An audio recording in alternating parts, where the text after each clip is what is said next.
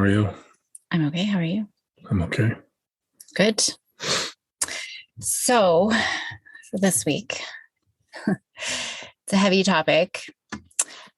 Wasn't originally what I was going to talk about, but in light of what's recently happened, I was doing a bunch of school presentations last week and had parents asking me about the Texas shooting.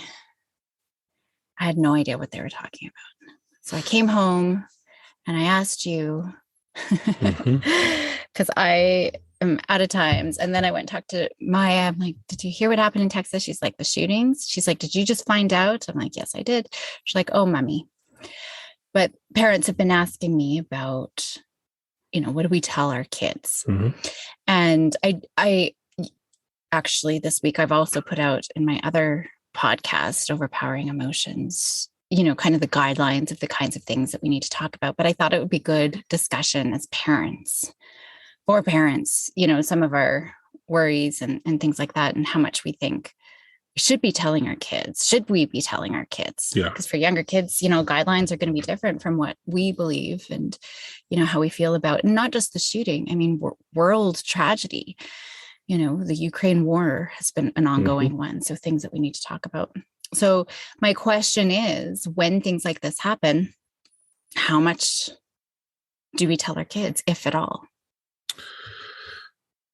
So the general problem with this situation as a whole is, even if we choose not to, because my preference is to try and shield the kids as much as possible from the really horrific stuff, while still trying to teach them enough about the world that they understand how to interpret what's going on, good or bad. But in situations like this, especially the Texas one, so there's a lot of things I gotta try and sort through here.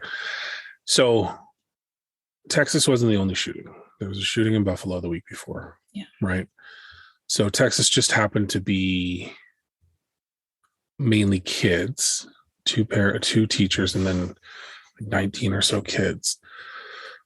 And I think the reason why it's such a big topic is, as they dig into it, it appears more and more that the police didn't handle it well. So because it's kids, I am especially less apt to tell our children about it. But to your point, you went and mentioned it to Maya, and she had known all about it already. So it's no longer, we have zero control over them learning about it. Zero. Like, as much as I don't want Willow to know about it, she knows about it. Because she heard us talking about it. In this one, but other ones she hears from other people, right? True. They're the ones usually telling me. Yeah. Quick question, quick sidebar. Had I not asked you about it, would you have even told me about it? No. Because I can firmly say that the least enjoyable topic of the day would be telling you about 19 kids in elementary school being shot to death. Yeah. And it took a lot for me I cried, but it took a lot for me not to sob. Well, it's so let me take a step back here. I have, for the past several years, been cutting myself off from instant things. So what I mean by that is, we've talked about it before. I don't have Facebook anymore. I don't have Instagram. The only Twitter we have is related to this podcast, and I'm not great at running it because I'm not in there anymore. And it's by design. And it's by design because I used to consume information the second it came out on a multitude of topics. And prior to the pandemic, I was noticing that it was not good for me. Like, it would put me into a bad headspace. I'd be pissed about stuff that really didn't relate to my life. That wasn't even in my country, and I'd be pissed about it. So I realized there was no point, right? So I started shutting that stuff off more and more and more. And between the pandemic and the war in Ukraine and the recent shootings and just the general awfulness that's going on in the political realm in the States, I don't even want to read about it anymore. Like, I think it's funny because I think the luckiest people in the world are the ones that have zero clue what's going on outside of their immediate neighborhood, friend group, whatever. The problem with that still is everybody else still has instant access to all these topics so it becomes the only thing people bring up. My mom is a perfect example of it. She'll bring up some of the most horrifying shit in just a casual conversation. Things like, well, this would have been one of them as well, because she consumes it. She's got the news on. That's what she has. I don't want that anymore. So I especially don't want that for the kids anymore. But I don't know how to cut it off. Yeah. Right? That's the problem. So as with anything, as these topics come up, the only answer that we have is to be honest with them about it, about what we know, right? And try and help them interpret it and work through it as much as possible. But I don't want to talk to them about it ever. So as a parent, my answer would be, I don't want to bring this stuff up. I don't want to discuss it with them. I don't feel that it's important for us to interpret everything a kid sees and hears, because I think it's more important that we stop allowing them to hear and see all this stuff more than anything else. I talked about it yesterday in terms of just the instantaneous, kind of what I was saying before, right? Never before has information been so readily accessible. And if there wasn't Instagram or TikTok or any of this stuff, would the kids even know? Yeah. Well, it's just it. I mean, the first mass shooting that I had ever heard of was Columbine. There was the shooting in Montreal. That was late 80s, but I didn't hear about that at all. Like, I didn't hear about that at all. Yeah, not until well after it was over.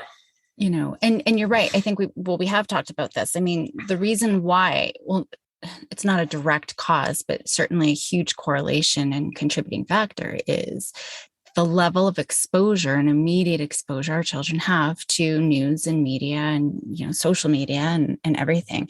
It's so different. And we see a direct correlation with anxiety, depression, self-harming behaviors, suicide thinking, all of that, more than any other generation. And that's what's also unique about this generation is that immediate and news. I mean, our brain is built, we've talked about this before, our brain is built to be scared and depressed. And the news and social media, that's what they tap into. And so when you go on to Facebook, it's all negative. If you go onto the news, it's all negative.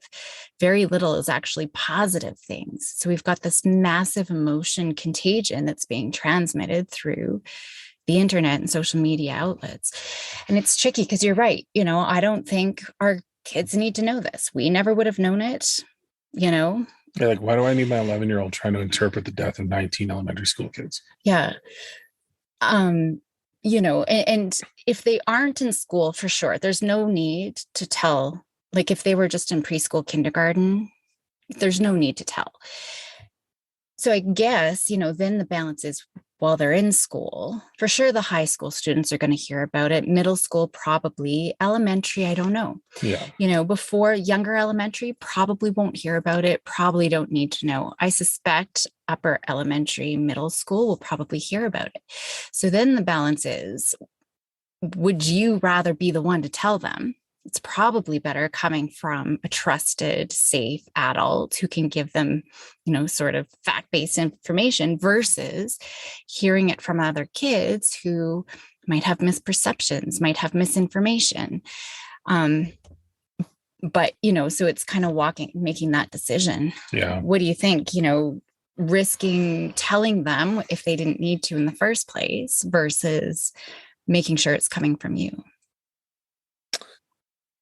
Yes, yes, I would prefer it came from me, but I think that's an impossible approach in the sense that stuff may happen in a time frame where I don't even know about it yet before they hear about it. So it's impossible for me to do that. So to me, that means that my approach would be to set up a structure outside of any one particular incident that tells the kids that if you hear anything big, Like if you hear anything from someone else, come back and run it by us first, Yeah. right? And try and train that behavior so it's more of a joint interpretive, and they know they can come to us with these big topics, because there's just, again, there's zero way for us to control when they hear the message. So then that tells me it's more important for us to look at how we as a family process whatever it is that we've heard, right?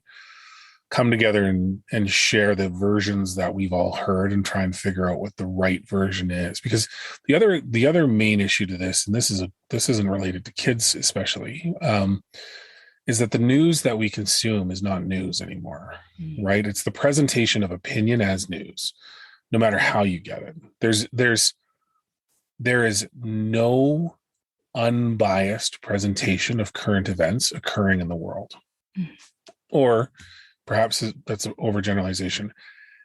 It is extremely hard to find unbiased presentation of facts consistently enough that you can use that as a basis for moving forward. Like both sides of the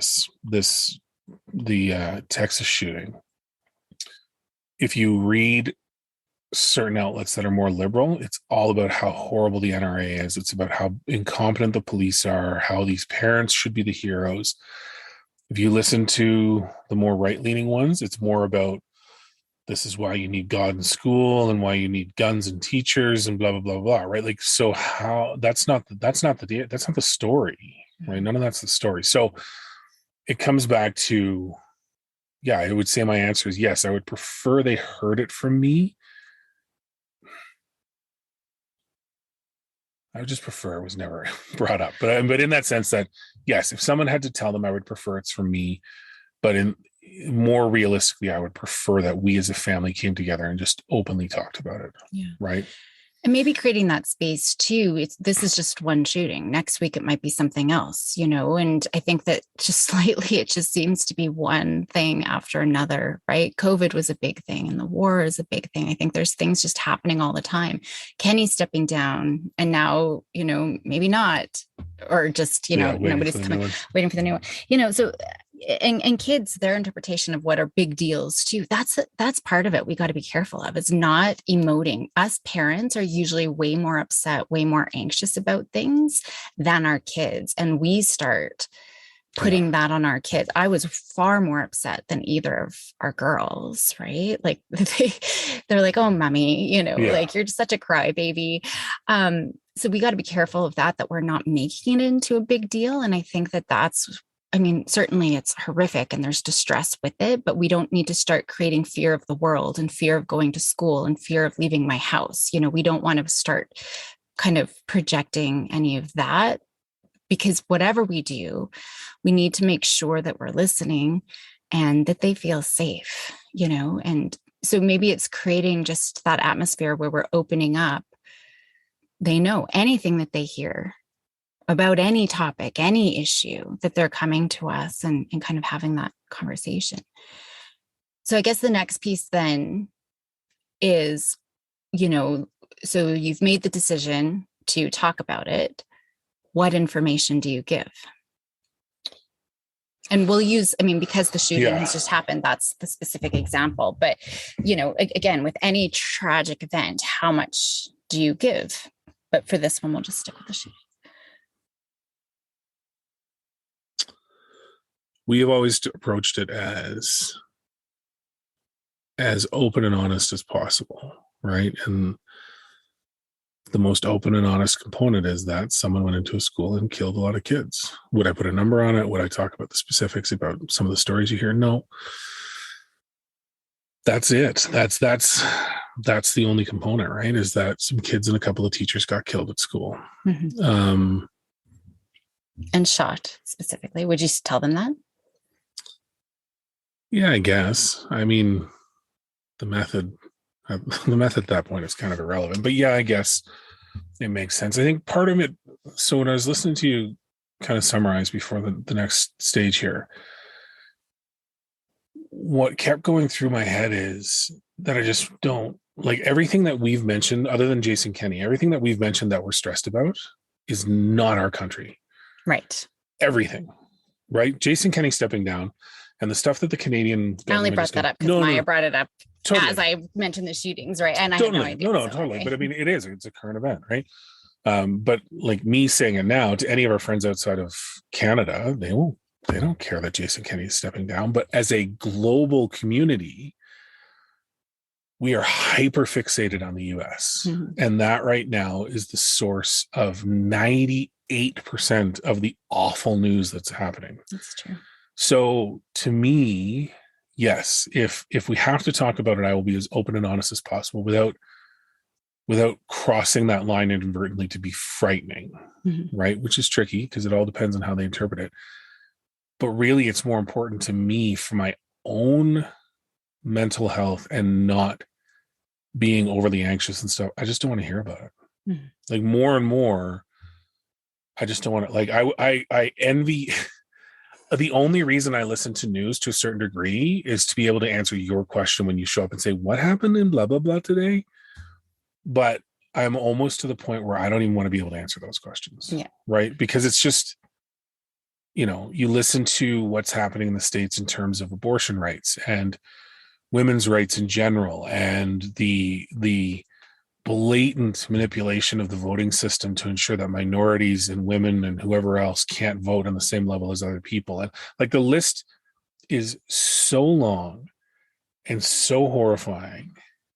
And people listening to this that don't agree with that will think that I'm being overly liberal and whatever, but just in general, there's a lot of really bad things happening from both sides of the aisle. But again, it's all from the States. The Ukraine war, awful. Can I do anything about it? No, not really. Right. So do I need to stress about it? Not at this minute. Right. So why would I waste the energy on it? I feel bad for them. I will support them in any way I can, et cetera, et cetera. But we've gotten into this. Sorry, this is a bit of a soapbox, but we've gotten into this mentality as a species that because we know about it, we are obligated to act upon it in some way.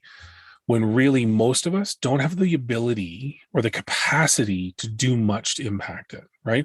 We're not all going to join the Red Cross and go overseas. We're not all going to join some, like you see these guys from the States that are ex-military that are volunteering in the Ukraine army. We're not capable of doing that. So what is the best thing that I can do?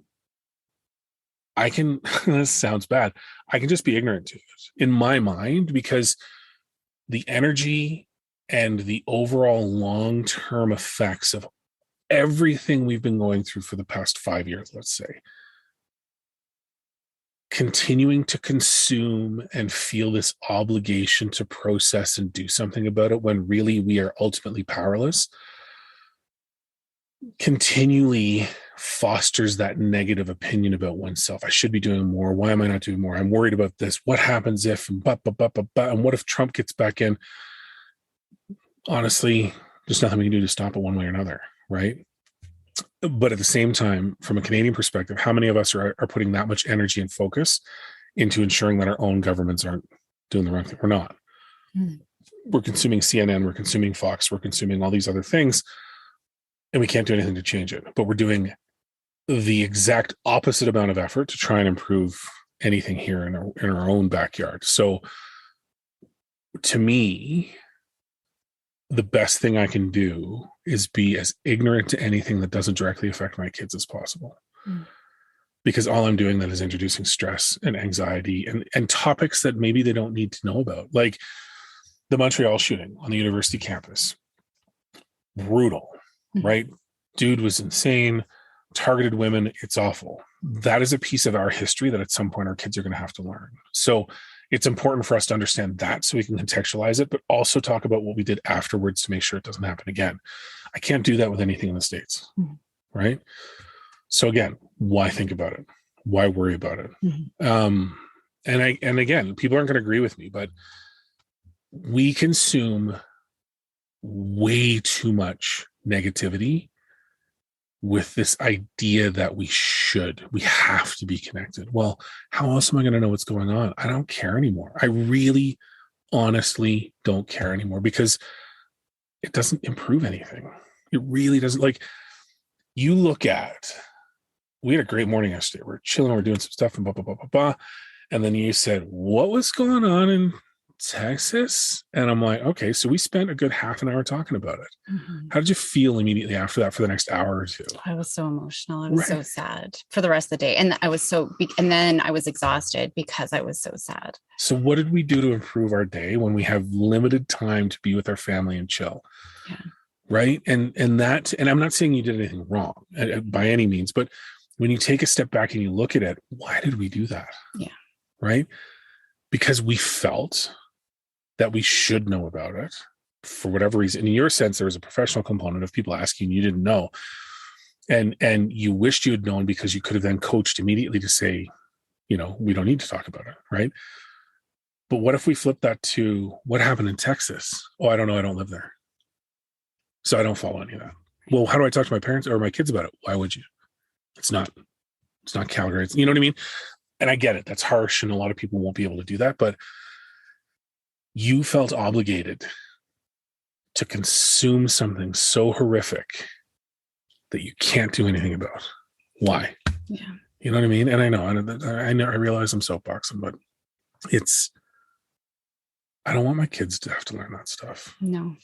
And so, I mean, I do go through on the professional side of things, but if they do ask, it is all about following their lead, Sure. asking questions back to them. If they ask, tell me about, well, let you tell me, what do you know about it? If they come asking, so that by us asking them questions versus just answering all their questions, we're slowing the process down because they're going to get overwhelmed with all of the details.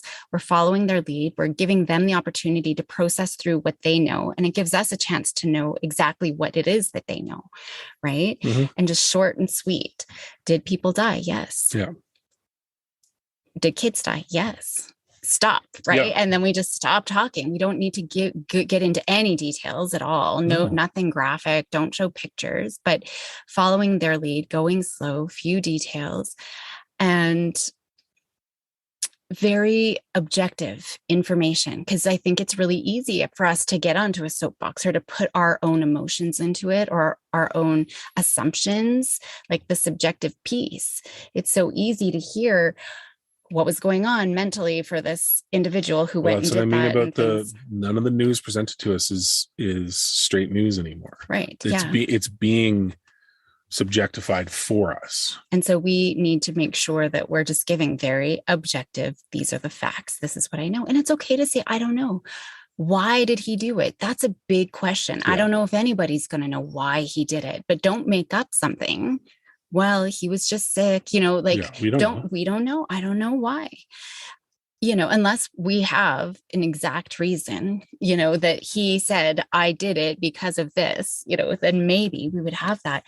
And using very specific language, children passed away. Well, what does that mean? Kids have a hard time processing, or a monster went in and killed all these kids.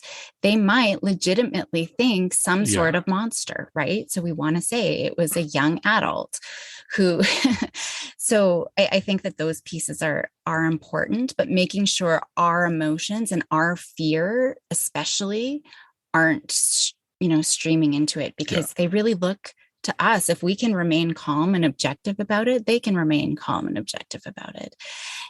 So giving that, but then making sure that they feel safe, so you could have a question, well, what's different about your school? How do you guys keep your school safe? Just because I think that's the next logical leap, is that they're very self-centric, where they start thinking about their own safety and their own school. And what happens now if somebody comes in our school? Actually, Willow did that right away. That would never happen at our school. All the doors are locked. People can see who's coming up and don't give any access to anybody that looks dodgy. Like, there's no way anybody would ever get into that school in the first place. Mm-hmm. And even then, there's like 3 doors that they have to get through. So, I think making sure that that's all happening. I had another question in there that I was going to ask you. Oh, I was going to play devil's advocate. What was I going to play devil's advocate about? Oh, there's nothing that we could do. I think, for younger children, for sure. But as they get a little bit older, I think, a lot of our teens and young adults do start feeling, I don't know if it's resentment or anger or just frustration with the world, but we don't want helplessness to sit in either. And I think because we're in Canada and we are so far removed, this is probably very different for our kids than maybe teens who are in that neighborhood, right? Or who live in Texas or have been traumatized. But if it's important, if we have big feelings and it's important and there's all this, pent up frustration or guilt or, I need to be able to help. One way to cope with all of our big emotions and to build empowerment is to do something active. Again, with pieces that are important. So the Ukraine war, I do actually have a piece of my heart that really goes out to them, being Ukrainian myself. Bazanko's Ukrainian, and I have family, but so I have been looking at ways, and there's ways, right now they're looking for people to come teach virtually, teach their children on a ton of different topics. And one of the things that I was going to talk about that I'm looking into right now is mental health and anxiety and coping with trauma. And so that's something that I do want to give. And I know it's going to be a teensy tiny, speck in the sand of making a difference. But for some kids, that might be something that they want to do. Even writing a card to the kids at the school, at the elementary school, right? Or just looking at how can we support, or writing letters to our own police and our own firemen saying, thank you for keeping our schools safe. I think that there's things that if it's important and there's big emotions wrapped up in it for our kids, I don't know for our two children specifically that they're so emotionally wrapped up in it, but if there are kids, I think there's things that we could be doing if it was important to them and they wanted to. Yeah, and I agree with that. And I think my comment wasn't so much that there wasn't any point in doing anything. It's more around we can't change gun laws or like the way, like, especially when you take, I guess I look at it as, so the examples you gave, absolutely, they're like the teaching one, especially, that's a great example of something we can do from here to have a positive effect in the Ukraine situation. But it was more around the overly hyped up, anxious, angry sentiment that builds about stuff that is not in our backyard. So your example, we can't change gun laws in the States. Do we have a really good understanding of gun laws in Canada? Yeah, no. Right. Yeah. So if you're gonna spend that time and that energy and want to enact change on a bigger scale, start where you can actually have an impact, I guess, is a better way of putting it. Not that we can't do anything.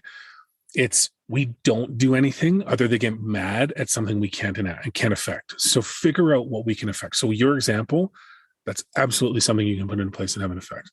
The letters to the kids, if you were to send it down to the school, absolutely, that's going to have an effect on the people down there. Railing against the Republican Party and the NRA and being so pissed off, or railing against the liberals and all the libtards that are changing the world. What the fuck is the point of that? Yeah. Is kind of my point, right? And apologies for the language, but so it really comes down to stop and figure out what matters in that situation and what you can do to have a positive impact in a more meaningful way, I think, is a better way of putting it, other than just saying we're powerless to do anything. But also that requires you to be realistic and say, that's not my problem, right? I can't be angry about XYZ, but I could sure try and make sure that these people have a positive effect by doing whatever it is you mentioned. But look in your own backyard, right? Look in your own backyard, and then get angry about the stuff that directly affects you, right? I guess is it. So, well, and I was saying, if because there are teenagers who will get angry. And so how can we use that in a productive? So it was kind of that piece. Yep. But, and I think for me, it was, I immediately went and just hugged the girls and was mindful in that moment, because I think the biggest thing is we take our children for granted. And our time with our children for granted. We're only promised this moment in the day. We don't even necessarily know we have a full day. An horrible accident could happen later on, or so it's a matter of, so for me in the moment, it was just being able to go and enjoy them and be with them. Did they enjoy being with you? No, Maya was being so mean last night. Her sister went for a sleepover, and she wanted to watch Netflix and I just wanted to cuddle with her, but I had to bribe her for her to cuddle with me for 5 minutes, but she did lean in later on. She's like, okay, I've had enough of you. So then I moved over, and then about 20 minutes later, she kind of leaned. So our elbows were almost touching. Wow. Almost. It's a big amount of connectivity there. Emotional connection. But anyway, heavy topic. I didn't cry. You did good. You came close though. That last little stretch. It's hard. Yeah, even just a teacher yelling at a child who's doing their best but can't pay attention, like that just breaks my heart. And so, well, it breaks my heart that Willow's response was that would never happen in our school because we're all prepared. Prepared for what? Yeah. What are you prepared for? You're like, here's a this is a shitty way. Here's a thought. Do you realize that the age of the shooter in Texas, who's 18 years old, 19 years old, something like that, they've been doing lockdown drills in the States for so long that kid has been trained on the process before he even walked in. He knows exactly what they're going to do to respond to an active shooter drill. Oh, wow. Because he's been trained on it. Yeah. So think about that. This is the part that just is sad. Like there's just no other way. It's just sad that this kid went in and knew exactly what he could do and not do, and how the kids are going to be hiding, and how he could go and do whatever to inflict as much damage as he wanted. I never thought of that. And the fact Maya was saying he walked around town for 20 minutes shooting at people. Well, I think it was that he was firing shots outside the school before he went in for about 12 or 16 minutes. Wow. And then went into the school and was there for another hour or so. So I don't even know the full details, and I don't know. Well, I don't even know if that's accurate. That's just what I've heard, right? But I mean, that's where that failure comes down. But again, this kid knew what he could get away with. Yeah. Right. That's the scary part, is every time you enact something to try and stop it, there's a counter to that. Right. So I'm just going to turn off all electronics, all news sources, all electricity in general. We'll just go back to coal powered. I do think the news, limit the amount of news that you consume, that your kids consume. Like, I think that is going to be so valuable. And then that way they're not getting caught up in the repetitive messages. And if they're seeing it on this channel and that channel, and people are talking about it. I just remember with the Twin Towers, 9/11, kids kept seeing it. And kids can develop secondary trauma just from listening to it on the radio and watching it on TV. And we saw so much of that at 9/11 because kids were rewatching it and they thought that America was still being attacked. They didn't realize it was the same planes. Oh, yeah. And so they just thought, now it's a new place and a new place and a new place. And when is it going to hit my town? Right. Yeah. And so, I think there's just all of that. So minimizing that and following their lead really is what it comes down to, and checking in how they're feeling and feeling safe. And if that doesn't work, just decide that you're going to be the parent that doesn't have any idea about the news cycle, and put the burden of staying up on it on your partner, because that seems to be working for part of us. You don't need to watch it. You can say, I don't know what. Well, that's it. I think, all kidding aside, I think I have to, right? Yeah. I think I finally hit it's like when I hit my max with Facebook, it was just too much negativity and I was done. And it's the same with the world. It's just too much negativity. I just want to, I wish there was a big, like one of those big electrical switches, like you see when they throw the switch on the electric chair, but you can just power down the states for a while and let them figure their shit out, and then come back with some positive news cycles. Right. Because that's what everybody consumes. Yeah. But anyways. Okay. Well, thank you. Thank you. How do you feel? I'm okay. Need to go hug a kid? Yes. Always. Yeah. Okay. Fair enough. Adios. Later.